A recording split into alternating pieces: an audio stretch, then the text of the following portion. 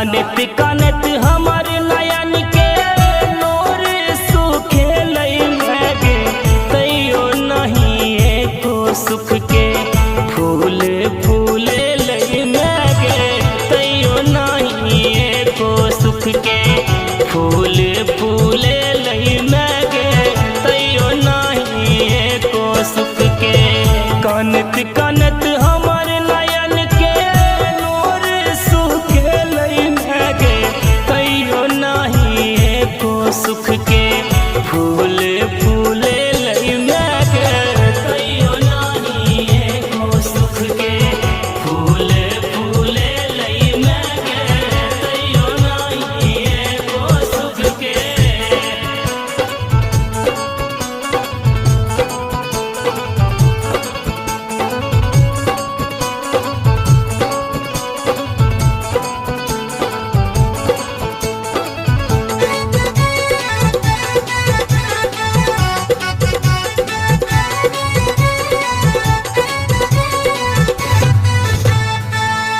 धेने पछोर हमर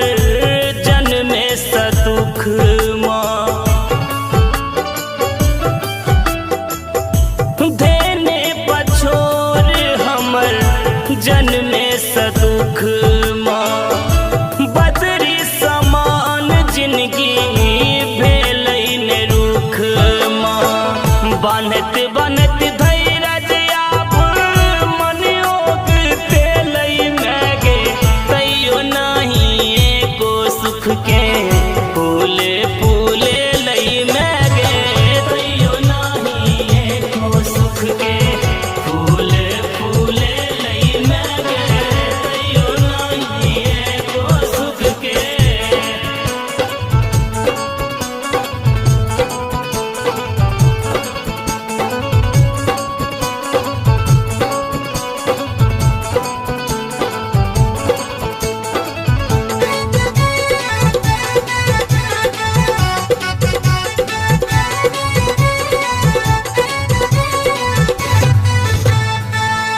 तोरो कहाँ कनियो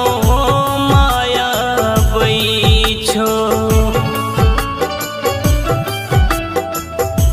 तोरो कहाँ कनियो माया बैछो अपना ही पूत मागे पराया लगैछो करत करत तोहर के खनिया मुँह तू खेलै मैगे तैयो नहीं एको सुख के फूल फूले लई मैगे तैयो नहीं एको सुख के फूल फूले लई मैगे तैयो नहीं एको सुख के।